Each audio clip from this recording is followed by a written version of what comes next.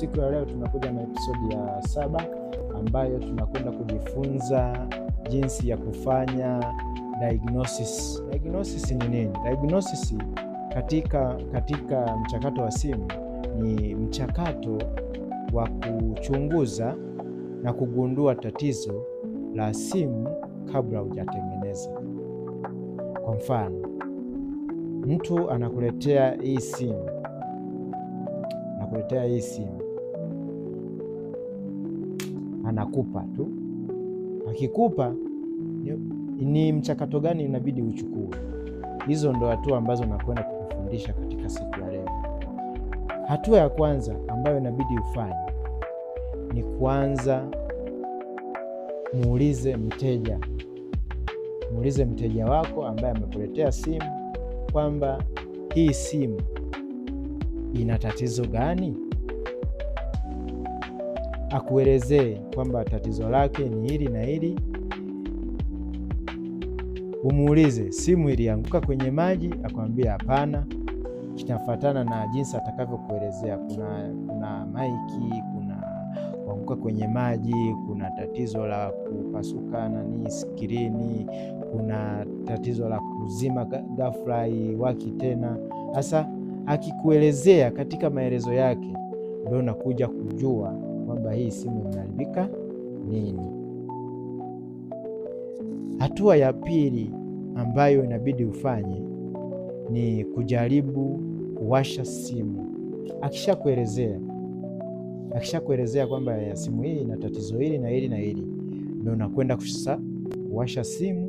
Kama alikwambia kwamba simu yake haiwaki kabisa, ndio unakwenda na wewe kutesti kama inawaka kweli au haiwaki kweli.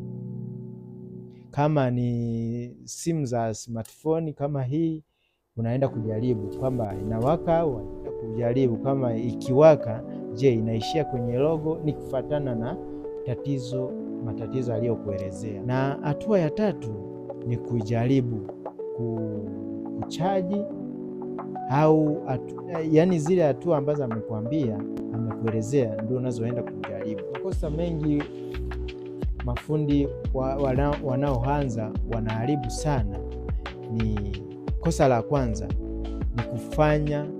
ni kufungua simu bila kufanya diagnosis, yani bila kufanya uchunguzi. Yani fundi mteja anakuja anakupa simu yake, unaanza kufungua tu, hujajua kwamba ina tatizo gani, hujamuuliza kwamba ikoje, hujapewa maelekezo, unafungua simu. Sasa kule kufungua simu unaweza kukaharibu vitu vingine kwa sababu unakuwa hujajua tatizo. Kitu cha pili, kwenye makosa hayo, kitu cha pili ni kubadilisha parts mbalimbali kabla hujajua parts iliyoharibika ni ipi. Kosa la pili hilo.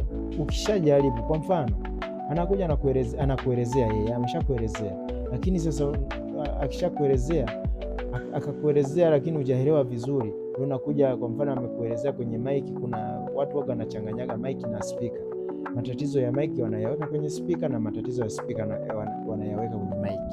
Sasa akijichanganya tu, ukaweka speaker bila wewe kufanya uchunguzi wako kujua kwamba kilichoharibika ni nini, utakuta umeweka speaker, kumbe tatizo lake ilikuwa mic.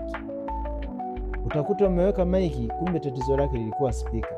Na utakuja kuweka mic na speaker wakati kumbe tatizo lake ilikuwa IC ya speaker au IC ya mawasiliano. Kwa hiyo inabidi ufanye diagnosis, yani uchunguzi wa tatizo lako.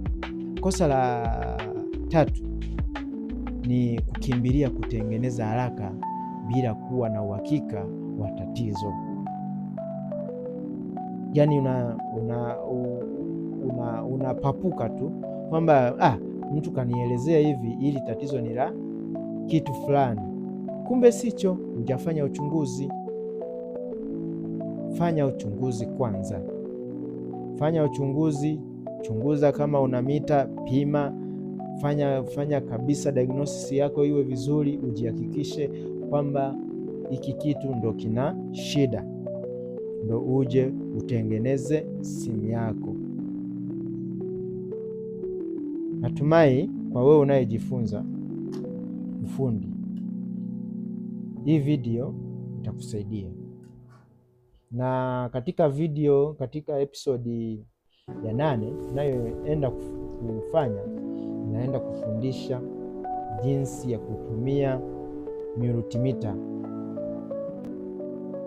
multimeter, jinsi ya kujua kupima, jinsi ya kujua kwamba hapa sehemu hii hizi namba hizi zinafanya kazi gani. Je, sehemu ya kupima umeme, sehemu ya kupima hivi vifaa vilivyoharibika, sehemu ya kupima capacitor, sehemu ya kupima waya, sehemu ya kupima diode, sehemu ya kupima resistor, sehemu ya kupima umeme wa majumbani, umeme wa DC, yani umeme wa majumbani kama IC, DC, umeme wa sola. Vyote hivyo nitakuja kufundisha katika episodi ya 8 inayokuja. Subscribe chaneli hii ili usipitwe fundisho lingine litakalokuja katika episodi ya 8. Asanteni sana kwa kusikiliza. Karibu sana katika episodi nyingine inayofuata.